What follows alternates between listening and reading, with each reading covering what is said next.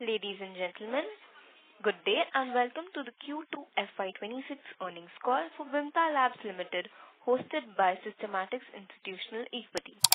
As a reminder, all participant lines will be in the listen-only mode, and there will be an opportunity for you to ask questions after the presentation concludes. Should you need assistance during the conference call, please signal an operator by pressing star then 0 on your touch-tone phone. Please note that this conference is being recorded. I now hand the conference over to Mr. Vishal Manchanda. Thank you, and over to you, sir. Thank you, Sasha. Good evening, everyone. On behalf of Systematix Institutional Equities, I welcome you to the Q2FY26 earnings call of Vimta Labs. We thank the Vimta management for giving us an opportunity to host the call. Today we have with us the senior management of the company, represented by Ms. Harita Vasireddy, Managing Director, Mr. Satya Srinivas Neerukonda, Executive Director, Mr. Siva Ramakrishna, Chief Financial Officer, and Ms. Sujani Vasireddy, Company Secretary. I'll now hand over the call to the company management for opening remarks. Over to you, sir. Thank you, moderator. Good evening and a warm welcome everyone to Q2 and H1 FY26 earnings call of Vimta Labs Limited. Please note that the investor presentation and the financial results are available on the company website and the stock exchanges.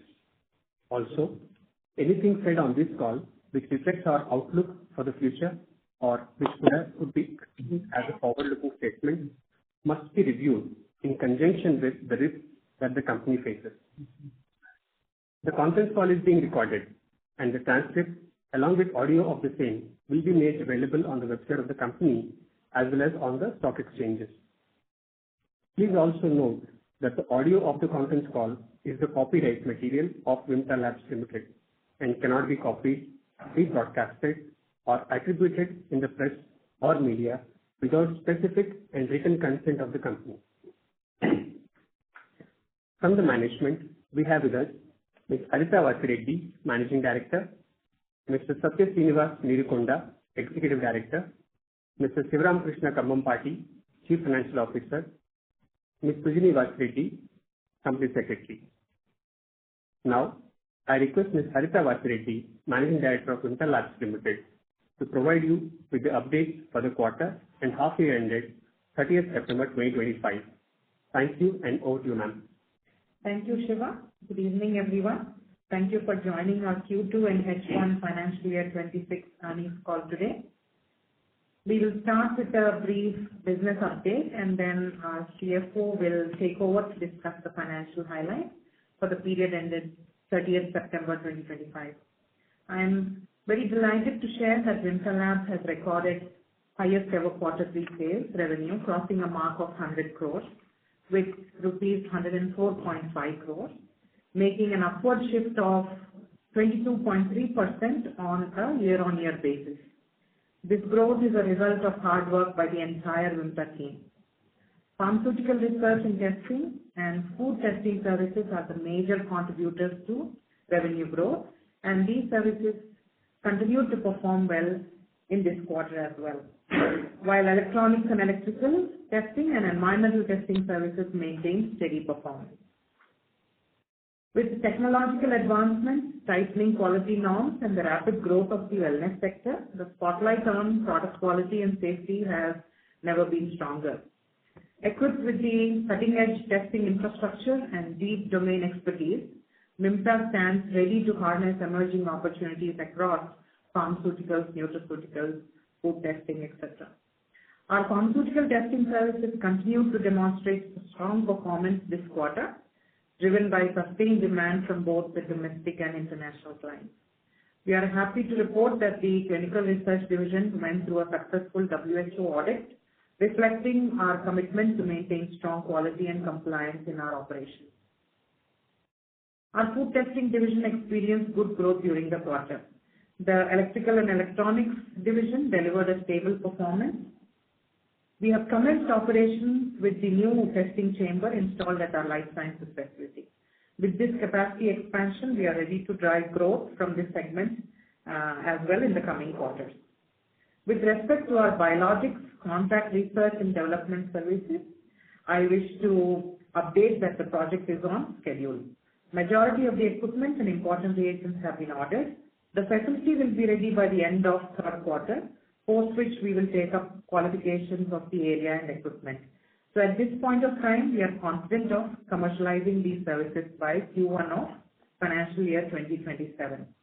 With this, I would like to hand over back the call to Siva for him to discuss the financials. Thank you, Ms. Sarita. A very good evening once again, everyone. We appreciate you taking the time to join our Q2 and H1 financial year 2025-26 earnings call. I will begin by presenting an overview of our financial performance for the quarter and half year ended September 30, 2025. Following that, we will open the session for questions. Before discussing the financials, I'd like to specify that in light of the divestment of our diagnostics and pathological services business announced on August 30, 2024, the figures for the previous period have been regrouped to enable a like-for-like comparison with the current quarter. I will start with the financial highlights for the quarter.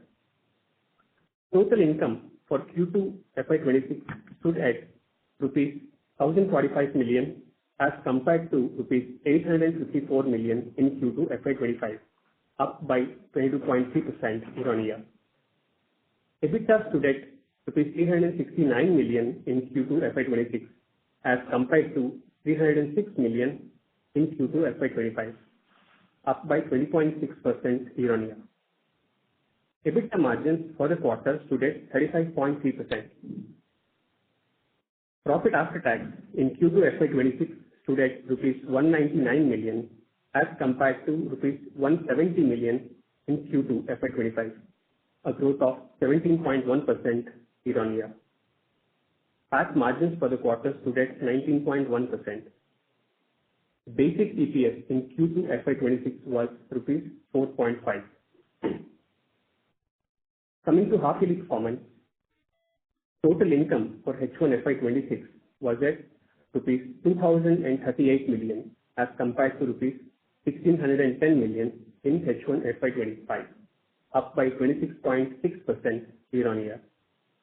EBITDA for H1 FY26 was rupees 723 million as compared to rupees 572 million in H1 FY25, up by 26.4% year-on-year.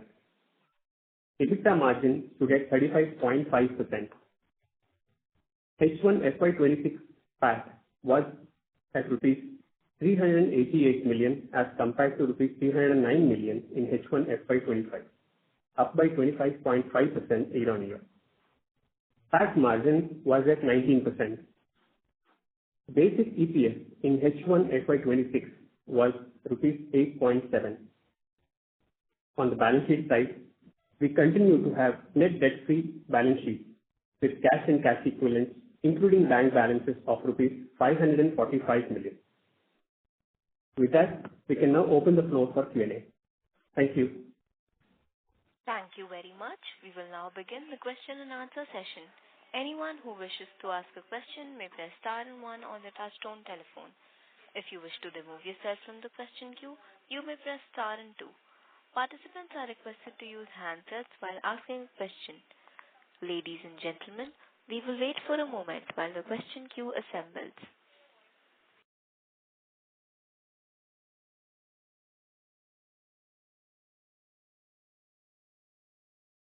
Participants who wish to ask a question may press star and one at this time.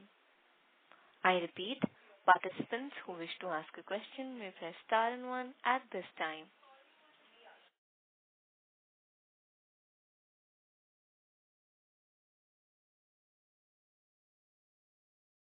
The first question is from the line of Darshil Jhaveri from Crown Capital.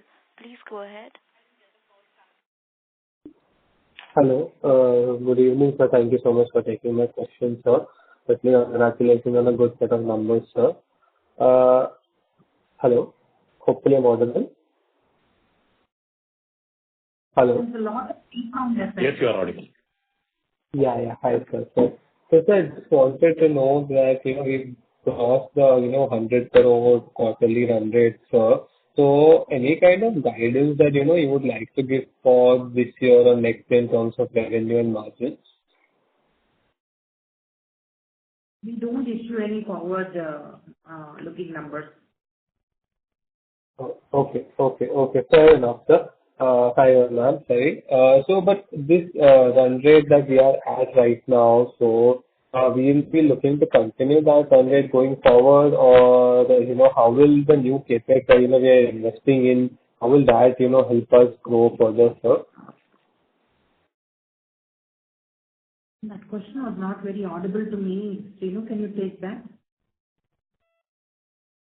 No, even I could not hear that. Hi, sorry. I hope this is better.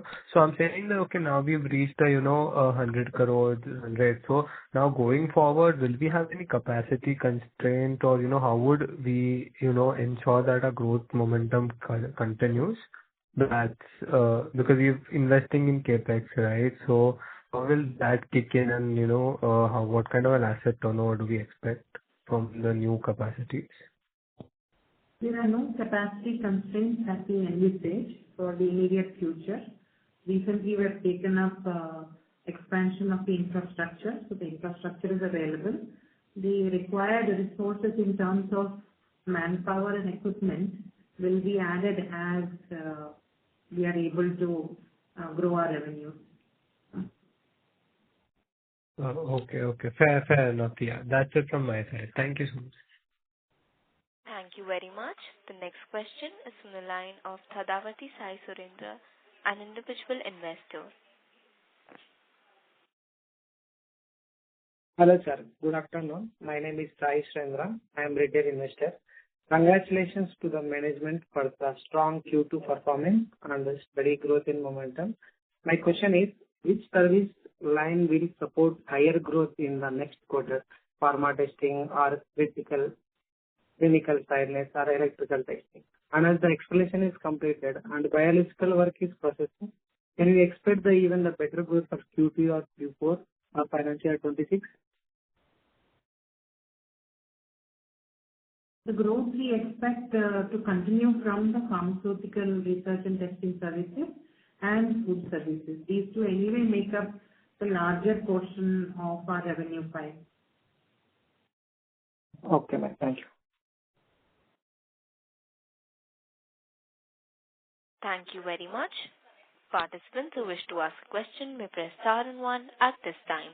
I repeat, participants who wish to ask a question may press star and one at this time. The next question is from the line of Aditya Chedda from InCred Asset Management. Please go ahead. Good afternoon. I have two questions. First is, if you can elaborate on the utilization of the phase 1 of the new capacity and the status of the phase 2 of our new facility. Any commercialization timelines that you would want to share? And my second question is on the other expenses where we've seen a slight bump. If you want to elaborate any nature of expenses, perhaps maybe related to starting of the new facility, etc. If you can comment on the nature of these expenses, that would be helpful. Thank you. These are the two questions for me. So coming to the first one about utilization, the new facilities that we have created, they are occupied and already commercialized. So we have built these capacities for a long time, a long period. So even going into the next few years, we think as of now that these expanded capacities will suffice and will support the growth that we wish to pursue for the organization. And coming to utilization in the phase 1, there also, I think since we have built the phase 2, some spaces have opened up there, but every space is more or less earmarked for the kind of activity that we wish to take up. And these spaces we will start using from Q1 of next financial year. Coming to the little spike in other expenses, I think the spike you see is because of the additional travel. We are infusing some energies into the business development overseas. So there you see a little spike in expenses, and probably some, that's all. Yeah. These are regular fixed costs that we are incurring, especially increased because of additional BD efforts that we are putting in. Got it. So if I have to attribute any number to utilization of phase one, it should be adequately utilized at this point of time. And only when phase two comes online, we will see some step growth in revenue, if that understanding is correct. I wish to correct that. Phase two also is underutilization. Not the entire facility that we have created, but we have already begun using 50 to 60% of the additional space that we have created. Sure, ma'am. That's it from mine. Thank you. Thank you so much. Ladies and gentlemen, before we move to the next question, I would like to remind the participants to press star and 1 to ask a question. I repeat, participants who wish to ask a question may press star and 1. The next question is from the line of Veer Vadera from Niveshai. Please go ahead. I hope I'm audible. Yes, sir, you're audible. We started with the clinical services not long ago, and we also in previous calls have mentioned on the strong pipeline on this side of services. And with the other expenses going up and you mentioning that it is majorly for business development purposes. So if you can maybe highlight more on the our pipeline, our conversion, and when do we foresee maybe newer customers or newer orders on the clinical side, and anything on this if you can comment.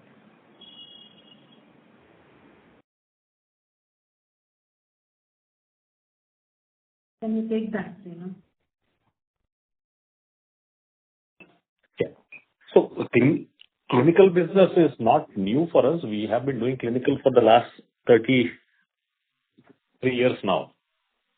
But what we were doing earlier was mainly healthy volunteer studies. What we initiated 4 years back is doing studies in patient population, which is being done in the hospital setups. And hospital setup does not require any major capex from our side. It is off-site, so it's mainly having the team in place and some regulatory softwares, which are also now available as a service model. So we don't anticipate a lot of capital getting in there. And sir, from the presentation, we have incurred almost around 47 crore capex outlay for this quarter. So maybe if you can give some color on, because previously our capex was bifurcated into maybe 3 portions like infrastructure and equipment. So how much of this 47 crore is spent on equipment funding? So I will just slightly sir, I just want to correct one thing. The 47 crores of outlay is not for the quarter, that is for the half year. Okay, sorry. Sir, go ahead. That's all on the capex. Thank you very much. Participants who wish to ask a question may press star and 1 at this time. The next question is from the line of Vishal Manchanda from Systematics Institutional Equity. Please go ahead, sir. Yeah. Good evening, everyone. My question is with respect to the capex that we are doing. So is this can you kind of, while you would have done this earlier, but I still need some clarity in how much you are spending on each vertical. So how much on pharma analytics, how much on biologics, how much on clinical research. So if you could break that up. That's very granular information. Please excuse me, but I won't be able to share that. Okay. But if you could directionally tell where is the largest capex going among the verticals? We have expanded our capacities in pharmaceutical, food, electricals, and electronics testing. So CapEx has been spent on all these three verticals. Okay. And while we kind of spend on this, spend on CapEx, so is it with visibility that we spend on, or you have some kind of client contracts that you back up this CapEx with? Some CapEx is inherent to the capacities that we have added. Like, for example, if you have a building, you will need to spend on the equipment associated with the new space that is created. Some of it. Some of it is, of course, because we have the visibility of the pipelines. So there is a play of both here. Okay. Any update on the JNPT project? Is there a further traction there, and have we reached where we need to be there? Yes, I would say we have reached where we were expecting to be there. Okay. So probably will not see any further growth from JNPT. As of now, I don't have any such information. Okay. With respect to exports, so last quarter it was 30%. So is the growth largely, so is more of growth coming from exports, or it is coming from the domestic markets for Vimta? Both. So the ratio remains, exports would still be 30% and domestic 70%. Exports have gone up slightly by, I think, a couple of percent in this quarter. Okay. Okay. And with respect to the biologics business that we are foraying into, we'll be doing cell line development. Is that right, or will not be doing the cell line development? We are having the capabilities being built in to do even cell line development.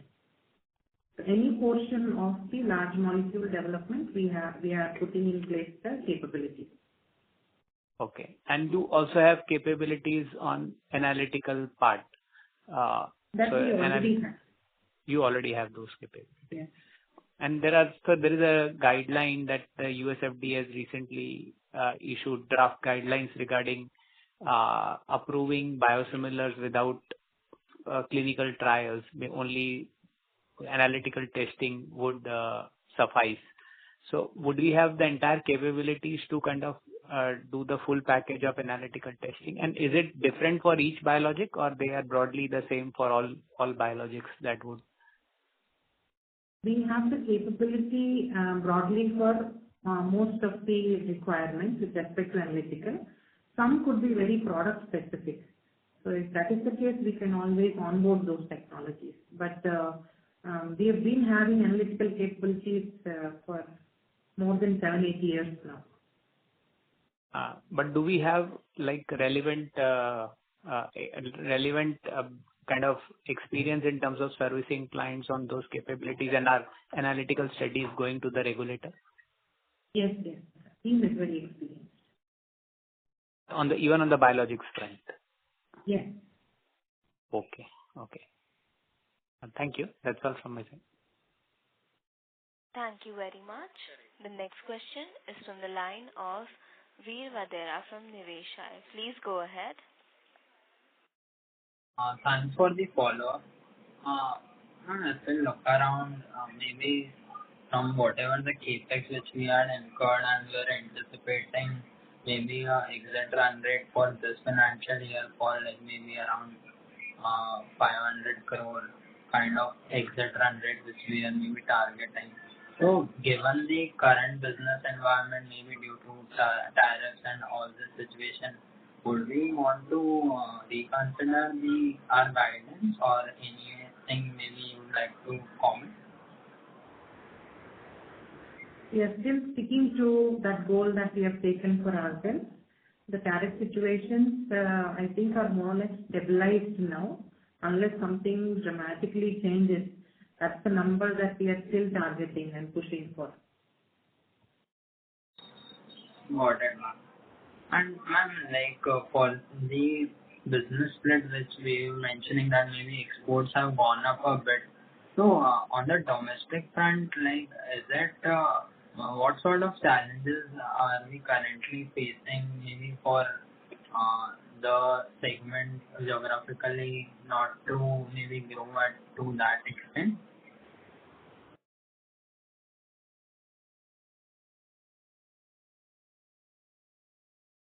Rina, you want to take that? Yeah. Can you just repeat your question? Your voice broke while finishing the question. So I wanted to know more on the analytics because even in the pharma, analytical is majority of our revenue maybe coupled with preclinical and clinical. But on the domestic business front, maybe if you can throw some light on the business environment as of now. Are we facing any challenges because even in the regulatory bodies, there have been some changes where maybe only maybe pre-food, not post-food, only one-time analytical testing is to be done. So there have been some regulatory changes also which has been maybe affecting our business. So wanted to know more on this side of things, how has the business environment been domestically? Are we facing any challenges maybe due to the regulatory bodies or any changes in regulations? If you can comment on that and maybe give some outlook on the near future, how do we see things to evolve from here? That would be really helpful. Yeah. So as such, there is no regulation change that we know of. Pre-COVID or post-COVID, the regulations remain the same.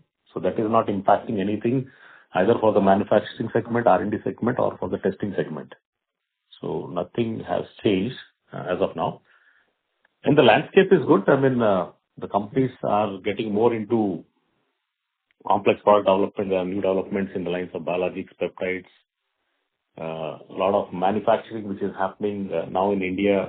There are some companies who have set up big pre-finish centers in the Bangalore region, Hyderabad region, Bombay region. So business is good for them. And when this thing happens, testing for us increases because pre-finish is done at a different site. For testing, they need independent laboratories. So in general, pharma is growing. I mean, there is no slowdown or anything of that sort. And India being a very big generic player, so there's no impact.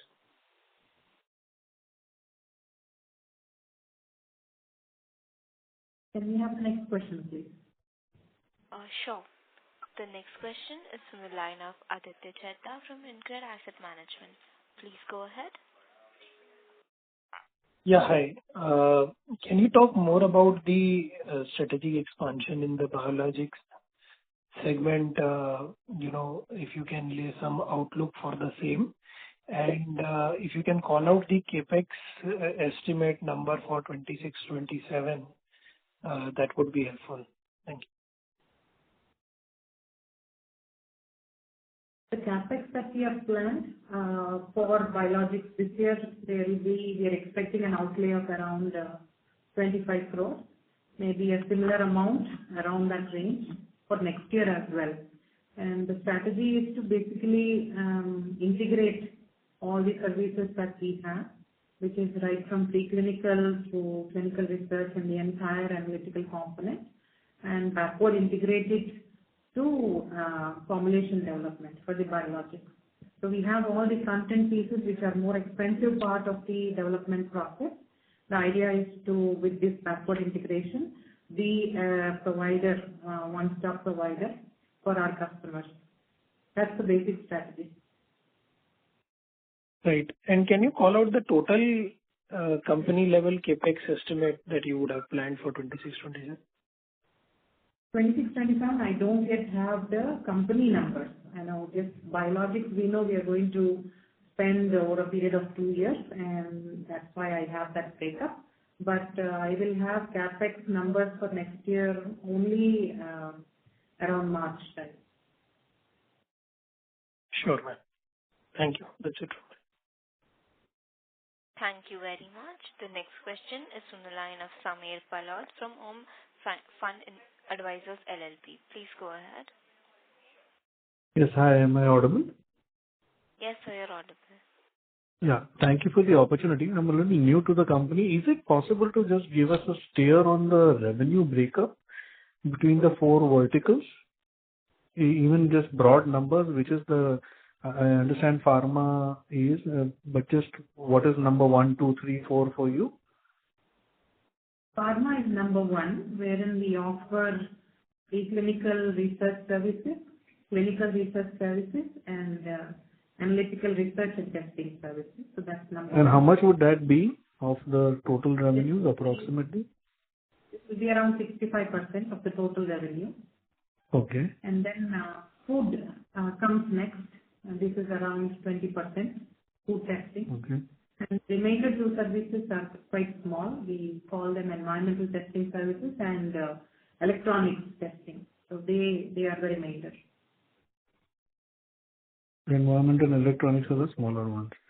And from a margin perspective, overall company level is 35%. Would like pharma and food be significantly higher and electronics and environment be slightly lower? Would that be a fair understanding? More or less, I think they're all fairly close to each other, except barring maybe environment where the margins are not that great.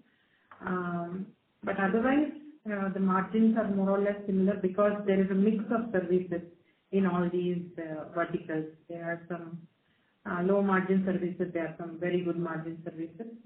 And because of this mix, we are able to see the numbers close to each other from all these verticals. So margins are fairly similar across the verticals, would be fair to say, except maybe environment, but which is very small. Yes, more or less, yes. Okay. And just if you would like to fast forward to the next 2-3 years, where could you see the maximum growth coming from in these verticals, be it pharma, both clinical and clinical, and food and electronics and environment? Just directionally, which do you think would grow the fastest? I think when you look at the market, the growth rates of all these sectors is around 7.5 to around 9%. So given that the numbers are close there, we also think that all these services will grow well, more or less at the same speed, but some services occupy a large portion of our pie. Maybe smaller percentages for those bigger revenue pies will be bigger growth rate, bigger absolute numbers. Environment, I don't think we will see any great growth rate. But the other three, pharma, food, and electronics, they all should grow well. Understood. So if the sector is growing at 9% and you've grown quite consistently at 20-25%, what does that mean? Does that mean that you're taking away market share? If you can also talk about the competitive landscape. Yeah, for some services, probably we are taking away market share from others. But for us, when we are looking at overseas markets, that's new business for us. That is also somebody else's market share, but we would call that new business for us, overseas business. So who would typically be your overseas competitors from whom you are gaining market share, and a few players in India that you compete with? That will be my last question. Given the diversity of services that we have, the competitors are also several. For example, overseas, typically when we are bidding for contract research services, we are competing with our own counterparts in India and maybe some few European and American CROs. And then when you talk about food testing, the growth is coming mostly, for us it's actually fully domestic. So some of it is of course coming from the growth of the market, some of it is coming from the market share of maybe our other competitors. Can you name a few competitors in India that you usually come up with against in pharma and food? In food, you have all the multinationals here in India, whether it is SGS or Eurofins or Intertech or Bureau Veritas or Tecna. All these companies are there. In pharma, yeah, go ahead, Srinu. Yeah, a lot of them. There is SGS, there is Eurofins, there is Catalent, you have Charles River. So for each of our segments, we have multiple competitors in that area. Okay. Understood. It's mostly foreign companies, foreign consultants in India. For food, a lot of European companies which are there in India, they are of competition, and then you have some domestic. But in pharma, you have domestic as well as when you go outside, then these are the international competitors. Thank you. I'll fall back in the queue. Thank you. Yeah. Thank you. Thank you very much. The next question is from the line of Dwanel from iWealth Fund. Please go ahead. Good evening, ma'am, and thank you so much for the opportunity and congratulations on a good set of numbers. Am I audible? Yes, sir, you're audible. Yeah. Ma'am, just wanted to check on the CapEx part. I think earlier, last call, we were guiding for 100 crore CapEx in this year. And then in the first half, we've already spent 45 to 50 odd crores. So for the full year, for the current full year, 100 crore is our target, or do you think we'll exceed that now? I don't think we will exceed, but looks like we are on as per the plan. Got it. And then just on the overall tariff side, I think last when we were having some conversations, so there are a lot of uncertainties which are there. So if you can just help us understand how is the current scenario and how are you seeing demand for us?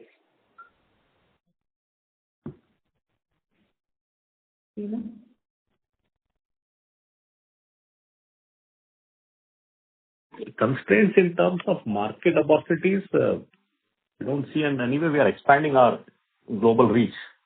So not a challenge at this situation, at least for our pharmaceutical line of businesses.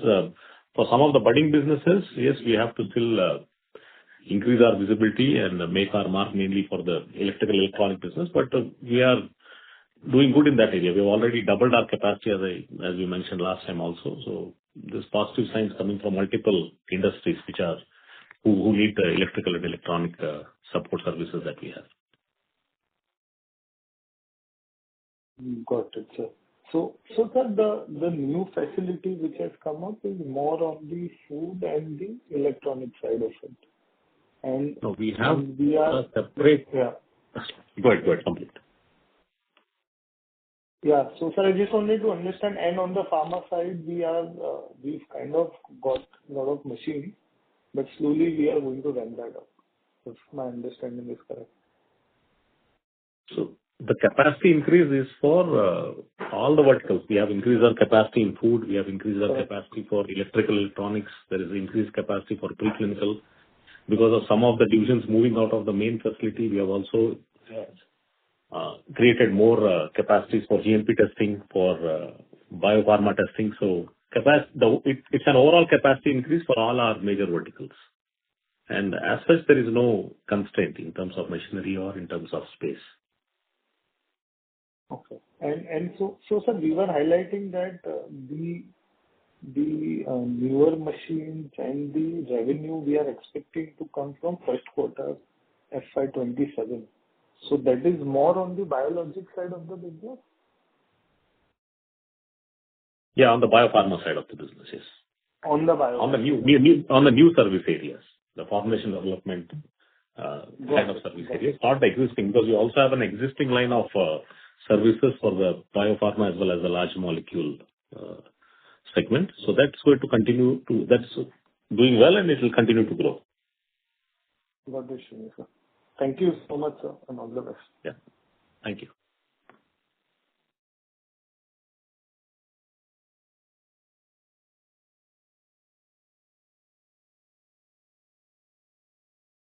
Thank you very much. The next question is from the line of Pravesh Kochar from Four Lion Capital. Please go ahead. Hi, thank you for taking my question. So now that the Biosecure Act is passed and it's in a slightly diluted form than what was expected, let's say a year back, as you do your business development efforts globally, what are you hearing from some of those MNC customers in terms of where they are at in terms of outsourcing their CRO operations to you? We have already seen a lot of companies setting up shops in Hyderabad or in India. It is the top 5 or top 6 of the biotech, the large molecule guys. Merck has announced, Sanofi has announced, Amgen has announced, Lilly has announced, Johnson & Johnson. Others may also be following up, GSK and maybe the other European companies also. So some of them are working with the Indian partners who set up manufacturing operations here. Some of them are setting a global capacity or clinical centers. So that's what is happening. There's no direct news from any of these companies, and we have started working with some of them. We have already engaged with one major company. We are also in discussions with one more. So I think as we wait and watch, once the manufacturing starts, then the requirement for CRO will increase. And do these companies have any plans of doing the analytical testing also in-house, or is there some regulatory requirement that it has to be done independently, whether it's through you or one of your competitors? Usually, if you look at MNCs or these innovators, these are all mainly innovators, so they tend not to have testing and their own site. So because they'll be working with third-party vendors for manufacturing, so the demand for analytical services, the independent analytical services would definitely be there, which is a positive for us. Got it. Our analytical segment, is it fair to say the tests that you do would largely go to the CMC section of the regulatory drug filings that these innovators do, or is it more diversified across the development cycle? Like if you can give some more color where analytical testing is really used for the innovators. It is towards both. We support part of the R&D and development programs and also into the CMC records. So it goes into both. Some of our services are for research during development, and some of our services are during the discovery phase, and some are during the CMC filing phase, the release phase. Got it. And on the clinical research segment, if you can give us a sense of active trials that you are having right now in the the patient population, not the healthy population, and how that has been scaling up over the last 2-3 years. So we have already completed one trial successfully. That was our first pilot, a full-scale trial, and that has been also submitted to the European agencies. We have initiated 2 more now this year. Order books look good. Pipelines are good, and because it's a new business, I think the proof was in delivering the first project, and it has got good feedback from the clients, from the client for whom we did the study. And as I said, 2 studies we have already initiated. We have also intensified our BD operations for supporting the clinical trial business. And India as such, I think even if you look at the competitive landscape, independent or standalone clinical trial business who are doing the patient PK studies, I mean, there's a good growth in their business as well. So, yeah. So it would be a good business to grow. Got it. If I can squeeze just one last one on the biologic CDMO facilities that you are setting up, I just want to understand the driver of it. Did our customers ask that we backward integrate into formulations, or what was the thought process versus just sticking to pharma analytics, which we have already been doing for about 8 years, as you said? The push for supporting this formulation development has always been there, mainly on the small molecule side, but we never ventured into that area. In this one, yes, it is an integration that we are doing because there's a lot of demand in the market for supporting the peptide developments or biologics, biosimilars development. And there's a lot of space also available, even for companies who are just venturing in. They want support in cell line development, they want developing product development, they want to outsource these activities. What was happening in small molecule, now the trend has come to the large molecule space as well. So it was the right time to get into development services, and that was the reason we ventured into the biopharma or large molecule support. It completes the whole cycle. This is the first time we are getting into formulation development, and the right time, because we have already 6-7 years of experience doing analytical support services for large molecule. We see the demand growing, we see the products growing. More and more products are getting added, more and more products are getting off patent. So companies want to have a bigger pipeline, and the outsourcing is definitely increasing in this space, the development support space. Understood. Thank you very much. Thank you very much. The next question is from the line of Veer Vadera from Niveshaay. Please go ahead.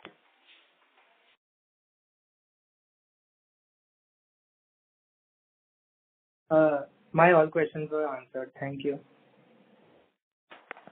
Thank you very much. The next question is from the line of Ramachandra Godkindi from an individual investor. Please go ahead. Hello, sir. Can you hear me? You're audible. Yes.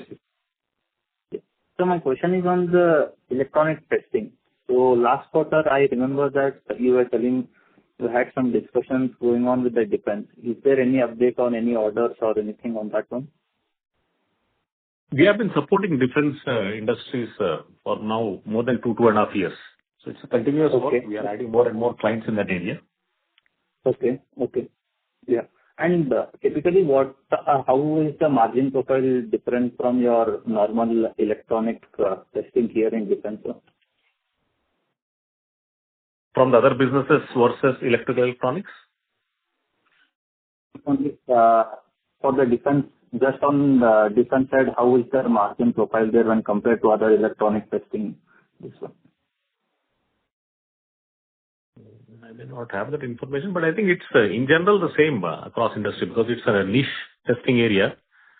So the margins are same across because we are not into any tender business. Okay. Sir, and my second question is on this one. Since your large revenue comes from pharmaceutical, so can you tell me about how it's like the order pipeline, whether it's largely more from the innovator side, or is it the other way, CMC, that is giving you a lot of revenue? So most of our businesses in the pharmaceutical area, we support the generic development. So there, the generic pipelines are definitely stronger. Preclinical is the area where we support discovery, and there it is, we can say 60-40 or 65-35. 35 towards discovery and 60% towards specialty chemicals and regular CMC as well as regulatory business.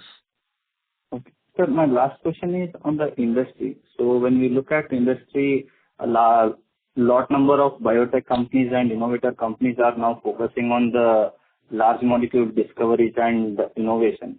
So is your companies also moving towards that one only in the long-term strategy that you also want to move towards large molecules only going ahead? Or do more of research and testing towards the large molecules only? Definitely, because we don't want to miss the bus on large molecules, and that's why the development setup that we have put, that is to support both the new biological development as well as the generic biological development. And anyway, we have research platforms set up for preclinical, clinical, and also part of our analytical services. Okay. Yeah. Thank you. Thanks. Thank you very much. The next question is from the line of Shashank Chaudhary, an individual investor. Please go ahead. Yeah. Good evening. Congratulations on good set of numbers. So my first question is there any improvement in testing facilities in your side? So in my perspective, are there any expansion in testing quality and speed, and are you using any type of new technology in testing in pharmaceuticals or food or in electronics as well? So, I mean, it's deployment of the latest technologies which are available in the market. So we are always, we always keep an eye out wherever we can deploy such technologies or such equipments which would fasten the testing process, reduce the dependency on people. So that's a continuous evolution which happens by the instrumentation manufacturers and then deployment or implementation of those in our general work. Okay. So we have multiple systems. So there could be some liquid handling systems. There could be higher throughput equipments which may come in, right? So yeah, at every stage we are always on lookout for such technologies. And Vimta has always been an early adapter for any such initiative. Thank you. My second question is there any other ideas to expand other than CMO? CMO is the new expansion. We have a CRO, CRTO. Sorry. CMO is the new vertical that we have come up as of now. And then maybe look out for any inorganic growth opportunities, which has always been our pursuit. I think good, maybe either in Europe or US. Okay. So my final question is, are there any PAT margin improvements in future, or is it going to remain at 19%? Can you take this, CFO? These are very good margins. We don't expect to see higher ones than this. Okay. Thank you. Thank you very much. The next question is from the line of Anand Agarwal, an individual investor. Please go ahead. Hi, thank you for the opportunity. My question is more fundamental in nature, and pardon me if I sound a little naive, right? But why would an innovator company go to Vimta Labs for their testing and not go to like a SciLife or an Anthem Bio, which provides end-to-end services from testing to manufacturing, right? So what is the value proposition that you bring to the table?